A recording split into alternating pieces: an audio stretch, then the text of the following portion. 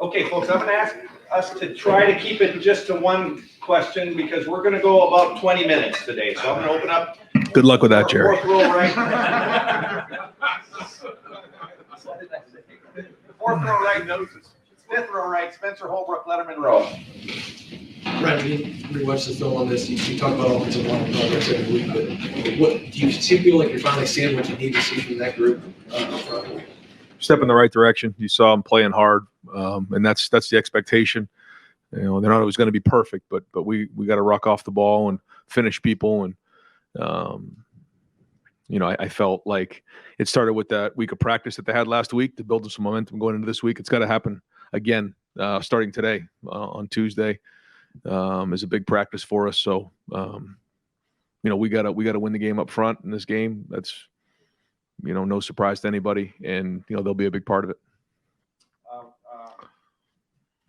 Fourth row middle, Pat Murphy, 24/7 Sports. Brian, Coach Freeman said yesterday that he wants to be more aggressive in this game offensively than maybe he was a year ago. With the situation you guys have, still an offensive line kind of coming together, Kyle going on the road to a hostile environment for the first time, how do you manage a game like this maybe differently, or do you do anything differently given kind of those scenarios and going to a place like Notre Dame? Well, I think you build up, you know, in these first few games to figure out where you are going into this game, and you go from there.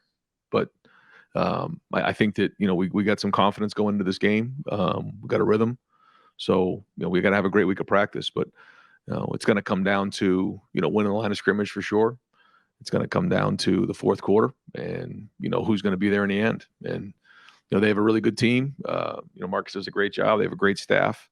You know, so you know we got to go win a top 10 game on the road, and our guys are really excited for this game. You could see it Sunday. You could see it even yesterday, guys, you know, buzzing around. And so now we got to have a great week of practice, and it's going to come down to, you know, who wants to compete more. Over here to the right, Don Berry, WBNS. Coach, as you look at your football team right now going into this week, what do you think you're the most comfortable with offensively that you're doing? I think we have a good balance. I think that's important when you talk about, you know, the wide receivers, the running backs, the tight ends. You know, you've seen even in 3 games, I think multiple guys, you know, produce, and that's good. You know, when you can attack from different personnel groupings, and you know, it forces defense to have to play the entire field. They can't just, you know, focus in on one guy or one thing that you're doing. So I think we have a good balance, and I think that's going to be important in this game.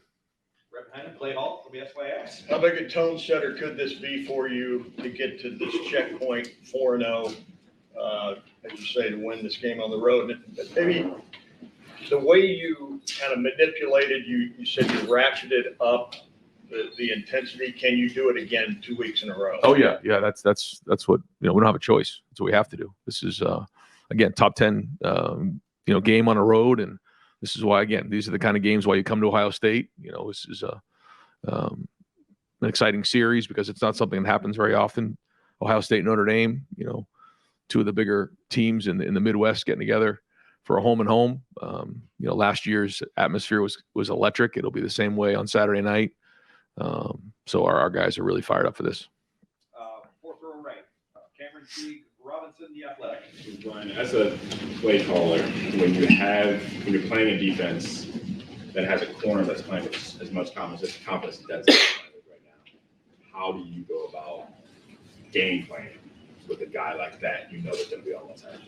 I mean, you always have to know where he is. You have to be aware of that, and you have to, you know, be smart about what you're doing and how you're doing it.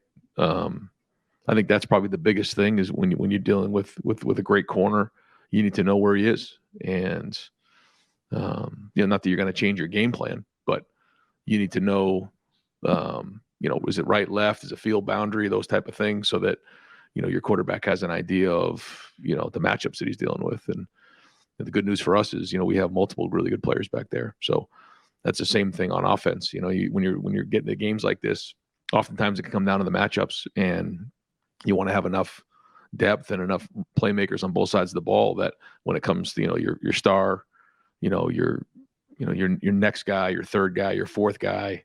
Those are all matchups that you have that are in your favor, and that can happen in games like this. Far left, Joe Nugent, WCMH. It's a rare trip up to South Bend. Do you think you'll be able to take a moment, even though it is such a big game, to sort of soak in where you are and enjoy it for a second? Probably not, but that's the game. Been there a few times when I was at Boston College. There's a lot of respect for the history of the program and what they've done. And grew up watching Notre Dame, and wonderful program, great tradition, and they do a great job. But yeah, I mean, these are great moments. This is the highest level of college football, and all eyes will be on this game, and that's the way we love it. Fourth row middle, Tony Goodman, Buckeye Huddle. Ryan, what were you most pleased with leaving the field last week, offense or defense, knowing what you're dealing with this weekend? Just the energy and the passion and the intensity that we played the game with. Didn't even remember exactly what the score was, but I remember how some guys played in that game, and just the overall intensity was there, and the challenge was there. So that's got to lead into this week, and that was what we tried to get done, and so now it's got to mean something here on Tuesday, and we got to take the next step, got to continue to ratchet it up, because this is a bigger challenge. Front row middle, Dave Biddle, 24/7 Sports. Ryan, I want to ask about James Laurinaitis. Just what impact has he had on the defense overall, and especially this week? How much can he help with him having been there last year? Yeah, I mean, not as much as you'd like to think, but he's done an unbelievable job since he's been here. He's helped out a ton. Being a graduate assistant, he's an accountable coach. Knows what it's like to walk in the shoes of an Ohio State football player, and he's played in the NFL, and he's got great experience that he can share with our guys, and our linebackers really enjoy that. So he's been a great addition to the staff. Second row right, Bill Landis, the podcast Rivals. Right. How would you evaluate, I guess, Kyle's decision making and processing? I was assuming you're giving him more and more each week. How has he kind of handled, I guess, putting more on his plate every week? Yeah, I think he's growing each week. I think he saw that. Not that everything's perfect, nothing is, and I think this week will be a big challenge to see where we're at. But it's been a gradual build up for our whole team, and for him to this point. And so now it's time to go play and see what we got. But we got to do a great job. Again, I keep saying it. These next couple of days to really prepare. I think I've told you before. I get more worked up for Tuesday, Wednesday, Thursday than I do for the game. We got to really be on point today, and have a great practice. Second row middle, Stephen Means, Cleveland.com. You brought up the CJ Oregon game a couple of times when we talked to you about the 54 pounds is just putting way too much on CJ's plate. And whether it's how you game plan, how you call plays, whether it's production of other position groups and defense, are you more confident that that won't be the case on Saturday with having to put too much on Kyle's plate this early on in his career as a starter? And what does that look like in making sure that doesn't happen? Yeah, I mean, I think Kyle's, he has to go play the game, and we have to do whatever we can to win the game. That's the bottom line. Whatever that looks like, we're always looking for balance. We want balance. There's certain times where, like last year, we ran the ball a ton down the stretch, and where we're good with making 5 or 6 yards a carry. But then there's also times where you got to throw it more because of what they're doing and how the game's playing out. So we have to be able to pivot either way, whatever it takes to win the game. Right behind him, Andy Andrews, 11 Warriors. Yeah, you talked about, after the Georgia game last year, being more expressive, emotional on the sideline in certain big games like this. So on Saturday, how do you plan to strike that balance between showing that emotion, providing that intensity to the team, and also staying poised when you need to and being calm? Yeah, well, I think it's just the overall, team approach. Even last week, you could see guys were, into the game. The sideline was passionate. Guys were. Coach Mick even got a penalty for walking out in the field. But hey, sometimes things got to go down. You know what I mean? That's our mentality as a team. It isn't just the leaders. It isn't just the coaches. It's everybody. And that's the way we're going to be this week. Front row right, Tim May. On 3, the Tim May Show. Thank you very much. So hope the refereeing crew from that DeSales Reedy game doesn't show up, right? That's a little joke there. Kind of a two-pronged question, but it dovetails. The feeling you talked about after that game at Georgia, against Georgia, in Indianapolis about just feeling, hey, just go out and let it all hang out kind of approach. Do you have that confidence in Kyle that you can take that into this game? And then defensively also, have you seen enough to prove to yourself that this defense hasn't taken the strides you wanted? Yeah. And I think that this is a group that has played in the big stage. They have, the majority of these guys have done that and they've seen it, even though Kyle really hasn't, been on that stage, he's seen it. He's been around it. He knows what it looks like. And a lot of the guys coming back from last year's team they've been there before. So that's good going into it. And then, I think you saw last week what we're capable of. And so, yeah, it's all there and now it's just time to go do it. And they have this year, Notre Dame, a new offensive coordinator, new quarterback, obviously, in Sam Hartman. What stands out to you about this offense that they have this year versus where they were a year ago? Yeah, very different. Different coach, different quarterback. You can tell, Hartman is a veteran. He's been around. He's played a lot of football, accurate, very intelligent. A lot of good attributes for a quarterback. He's very good. Won a lot of games at Wake Forest, and obviously he's 4-0 now. Efficient, and I think they're doing a really good job with him. They're running the ball. They're running the ball out of multiple personnel groupings and efficient. I think just a different style of quarterback than when they had Buckner last year. That was more of a quarterback run, spread run game. This is a little bit more pro style. Hartman seems willing to certainly take shots downfield. He had 2 on Saturday, over 70 yards. He's taking deep shots throughout the year. What stands out about the way he can do that, and what's the particular challenge with that? Well, I think anytime you deal with a pro style run game, you're dealing with run and play action, and I think they want to establish the run. It's clear, you can tell that. I think Estime is running really well. He's running hard, and then once that happens, it opens up things down the field, and so that kind of goes hand in hand, and they're doing a good job of that. They have a good plan and put it in place, and so that's a good challenge for our defense. It's a real long conversation about it all today, and we got to be able to rise to the challenge, understand exactly what you're talking about, because we've got to be aggressive, but we also have to make sure that we're running to the ball and giving great effort and avoiding big plays, all those types of things. Third row, Dan Hope, 11 Warriors. Ryan, what's the biggest difference you've seen in Tyleek Williams this year that's allowed him to make a more consistent impact? Well, it's great to see him play 50 plays in this game. I thought there was actually times where he got better as the game went on. He's got power. He's got strength at the point of attack. He's very athletic, and he missed a little bit of time with a little bit of a tweaked injury at the beginning of preseason. And I think now he's finally got his feet back underneath him. I think, he's doing a better job with his hands. He's powerful. He's athletic. And so now, it's time for him to go play his best football in this game, along with the rest of the defensive line. It's a big challenge. They do have a good offensive line that's well documented. So, again, our guys have to have a great week of preparation. Far left, Whitney Harding, WCMA. Ryan, you talked about just the special matchup as far as these programs in the history. It's also a special matchup because of so many crossover. Laurinaitis, they've already asked about him. There's a guy in the back of the room over there who knows. Devontae's there. Lorenzo's now here. How neat is that there's these programs so much crossover? Yeah, I think maybe just because of the location of where we are and just now that Marcus is there and being a former Buckeye, there's guys from Ohio in the program and vice versa. So we're not in the same conference, but now that we're playing against each other, I guess you recognize those things. But a lot of respect for that program, what they do. They do things the right way, and a lot of good coaches there and good players. Front row, Austin Ward, Rivals, podcast. Did Nick have dawn patrol or anything for that penalty? Nobody did run like we run on Sundays. You have to run for a penalty. He did do his penance for that. Yeah. When you prepare, break down film, game plan for Notre Dame, how much in your mind, how much stock percentage attention would you put on the way they played you last year versus the 4 games that you have to look at now? You take everything into consideration and you watch everything and you try to do the best you can to project out what you're going to see.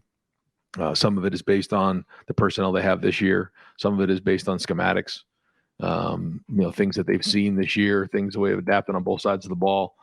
So, different on defense because, the defensive staff is pretty much intact.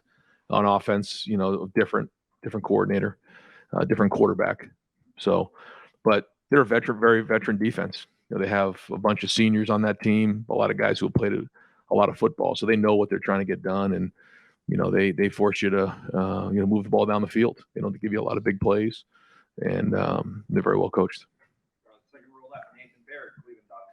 You were talking before about just the progression that you were seeing from Kyle and the rest of the offense in practice and how that changed your maybe approach on Saturday a little bit. Does tempo fall into that too? Are you starting to see things during the week in that regard that allow you to, I guess, be the offense you want to be more on Saturday? Yeah, I think it plays a big part of the rhythm of the game. There's a give and take to all of this, but when our team is playing with tempo, they find themselves in a rhythm. They find some comfort in that. And so it's a tool that we use, some games more than others, but, you could see on Saturday, how our team got in a rhythm using some tempo. But, there was also the big plays, the first play of the drives that were explosives that weren't tempo, that I thought were well executed. But that'll all play into consideration, but it's got to come down to execution. It wasn't necessarily a reaction on your part to what you talked about before, trying to create more plays. It was just... Well, I think in last week's game, we knew they were going to throw it a lot and go tempo, so it was less of a concern, where the last 2 weeks, it was like, how fast can we run plays, because, the game was going to be over in less than 3 hours. Last week's game was going to be completely different. So we knew that, this is a matchup game, totally different. You just do everything you can to win the game. I know you guys didn't look at it this way because you can't, but a lot of people thought the first 3 games were basically tune-up for this one. You entered the game with a lot of questions on your team. Compared to how you felt heading into the Indiana game, how good do you feel about where you are ready for this challenge? Yeah, I mean, I'm glad that we went through those 3 games to get to this point, with, some of the new faces that we had, and we did work out some of the issues. And so I'm excited to get on the field and go play this one now. I think that we have a pretty good idea who our team is and where we're at. And so now it's time to go play. But yeah, I mean, to answer your question, we are in a much different place than we were week 1. And last year you did have an experienced quarterback, an experienced offensive line. You still only scored 21 points against Notre Dame. What was it that they did or you didn't do, and how much has that shaped your preparation for this game? Again, I think in matchup games, like, it really doesn't matter the score as long as you win. I think I get it when you're playing, Western Kentucky, it's a little bit of an eye test there and all that. But in that game, I thought we controlled the ball, we ran the ball, and, the time of possession was really important there. And we won the game. I think that's in that game, that was the right thing to do. Now you just never know what's going to come in this game, how it's going to shake out, what the back and forth is going to be. And, the ultimate goal is to win the game. That's it, and that's what we'll do in this one. But yeah, I mean, I think, looking back on that game, there was some things we did well, some things that we could have really done much better, but it was the first game of the year, and, weren't clean on some things, but there were some things that we did do well. Ryan, last year, Tyler Buckner's making his first start. CJ's back as a year 2 starter. Now Sam Hartman's been around forever. This is still pretty new for Kyle. In general, how much do you think quarterback experience matters in, like, equal talent games on a big time stage like this? Is it a factor? Yeah, I think it's a factor. Yeah. How much one, I think, Kyle's been around. He hasn't played a whole bunch of football, but he has been around. He's seen it. So he's older and more mature than maybe a freshman who's coming in the same situation. But no, I think experience does play a part of it. It's not the number one thing overall. I mean, there's a lot of other things that come with it, but I do think it's significant. And you have to play the games whenever you play them. Last year it's week 1. Right. Now you've played 3, they've played 4. It feels like you just feel like more about your team, right, maybe more about the opponent when a big time game like this is a little bit later in the schedule. Yeah. I mean, they've played 4, we played 3, so it is a different approach than it would be for game 1. Fourth row, Andy Backstrom, Letterman Row. Right, I know you said this game's decided at the line of scrimmage, but that Notre Dame back end is playing among the best in the country right now. What stands out about that group to you? Again, some guys who played a bunch of football. I think both corners are playing well. The safeties are playing well. I think the linebackers are excellent. They've seen a lot of football, played a lot of football. I mean, they're good players. There's some NFL players on that defense. They're well coached. Again, they don't give you a lot of freebies, not a lot of missed assignments. They tackle well. They're physical. So exactly what we expected. So, we got to go play well. Far right, Adam King, WBNS. I know you named Kyle the starter to kind of gain confidence on the field, but off the field, I know it's just been a week. Have you seen the locker room? Have you seen Kyle change and kind of grow now that he is the guy? I think so. Yeah. Yeah. I think you've seen a little bit of a different approach. He had his best week of practice last week. Whether that was a coincidence or not, I'm not sure. But we'll see going into this week. But I do. I thought he graded out really well. On Saturday, and hopefully he can play his best football here this week. But I think that there was a little pep in his step for sure. Right next door, Andrew Gillis, Cleveland.com. Building off of Andy's question, with Benjamin Morrison for Notre Dame, what stands out to you when you watch him? And are you guys game planning as if he's going to follow Marv around on either side of the field? No, we're gonna just do what we do. But at the same time, he's a very good corner, good cover skills, competitive, good change of direction, runs well. He's very talented. Third row right, Dylan Davis, Delaware Gazette. Treviot's looked really sharp this season. I don't think that's a secret. Is he starting to maybe kind of elevate himself to be that guy you can't take off the field? And I guess what is the benefit of having that guy going into a game like this that you know you can ride? Yeah, when we need him to play great, his approach has been excellent. His competitiveness every day has been great. I think he's running hard. He's a weapon in a lot of areas, and yeah, that can be a difference maker for us. I thought he ran hard last year's game. He and Mayan both. So again, it's like anybody else. They got to play their best football, but you're seeing, a guy run downhill and make big plays, and he's certainly a threat once he gets in the open field. Is Mayan the third guy? Is Chip taking that second spot really? I know you're trying No, we haven't really put any kind of depth on that part of it. We'll still kind of roll the guys, but all are going to play. Thank you, Coach. We're going to wrap it up with a couple of quickies from Tim May on 3.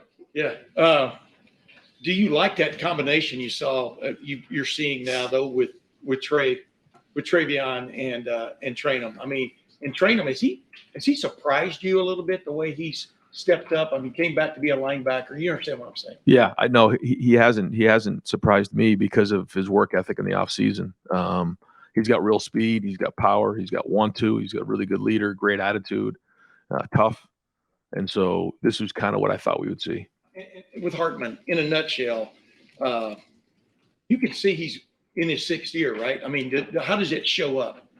Just poise, decision making, overall command of the game, and then execution. Coach, thank you very much. All right, guys. Yep.